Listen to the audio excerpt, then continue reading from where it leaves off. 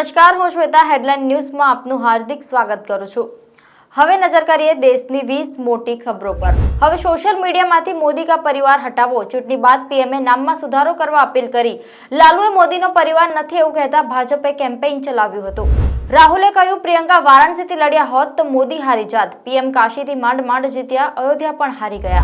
જમ્મુમાં સેનાનું ઓપરેશન, કઠુઆમાં એક આતંકી ઠાર। રિયાસી અને ડોડામાં પણ એન્કાઉન્ટર ચાલુ। ઘરની બહાર સૂતેલા પરિવાર પર ટ્રક પલટી, 8ના મોત। પરિવારમાં માત્ર એક છોકરી બચી, હાલત નાજુક। જેસીબીની મદદથી પરિવારને બહાર કાઢ્યો। યુપીની ઘટના।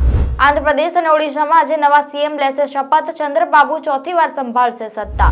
યુપીના લોકો ગરમીથી ત્રાસી ગયા। પ્રયાગરાજમાં પારો 47 નજીક, હજુ 3 દિવસ લૂની રેડ એલર્ટ। ઓક્સફર્ડ યુનિવર્સિટી 500 વર્ષ જૂની પ્રતિમા ભારતને પરત કરશે। 16મી સદીમાં તમિલનાડુના મંદિરમાંથી ચોરી થઈ હતી। જોવા માટે 1800 રૂપિયા ચૂકવવા પડે છે। ઘઉંનો સ્ટોક 16 વર્ષમાં સૌથી ઓછો। તાત્કાલિક આયાત કરવી પડી શકે છે। લોટ મોંઘો થશે। ઊંચા ભાવે પણ સરકારી ખરીદીમાં 29% ઘટાડો થયો। સ્થાનિક વિદ્યાર્થીઓની અનામતના મુદ્દે યુનિવર્સિટીના સત્તાધીશોના ગોળ જવાબો। વડોદરા નજીક કુંઢેલા ગામના તળાવમાંથી 8 ફૂટના મગરનું રેસ્ક્યુ।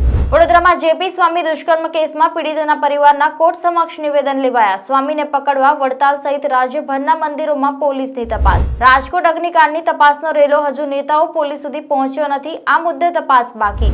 યાત્રાધામ ડાકોરના પવિત્ર ગોમતી તળાવનું પાણી પ્રદૂષિત બન્યું। સ્કૂલોએ વાલીઓ પાસે ડેક્લેરેશન ફોર્મ ભરાવ્યા। મારા બાળકને જે વાનમાં સ્કૂલે મોકલું છું તે ચેક કરી લીધી છે। કંઈક થશે તો જવાબદારી વાલીની। ગુજરાતમાં ચોમાસું 4 દિવસ પહેલા આવ્યું। ચોમાસાના 90 થી 95 દિવસ દરમિયાન 9 દિવસ ભારે તો 17 દિવસ મધ્યમ અને 12 દિવસ હળવો વરસાદ પડવાની શક્યતા। અમદાવાદમાં જગન્નાથજીની 147મી રથયાત્રાનું સુપર સર્વેલન્સ। હિલિયમ એરોસ્ટેટ ડ્રોનથી 300 મીટરની ઊંચાઈથી 5 કિલોમીટર એરિયામાં બાજ નજર રાખશે। 3 દિવસમાં બીજો જંગી જથ્થો ઝડપાયો। દ્વારકાના દરિયાકાંઠેથી ₹10 કરોડનું 20 કિલો ચરસ મળ્યું। સેન્સેક્સમાં 200 થી વધુ પોઈન્ટનો ઉછાળો। આઈટી શેર્સમાં સૌથી વધુ તેજી। આજે છૂટક ફુગાવાના આંકડા જાહેર થશે। કલકી 2898 એડીમાં પણ દીપિકા હીરોને જન્મ આપતી માતાના રોલમાં જોવા મળશે। સોનાક્ષીના લગ્નના પ્લાનિંગ વિશે પિતા શત્રુઘ્ન અજાણ। તો આ હતી દેશની 20 મોટી ખબરો। જોતા રહો હેડલાઇન ન્યૂઝ। નમસ્કાર।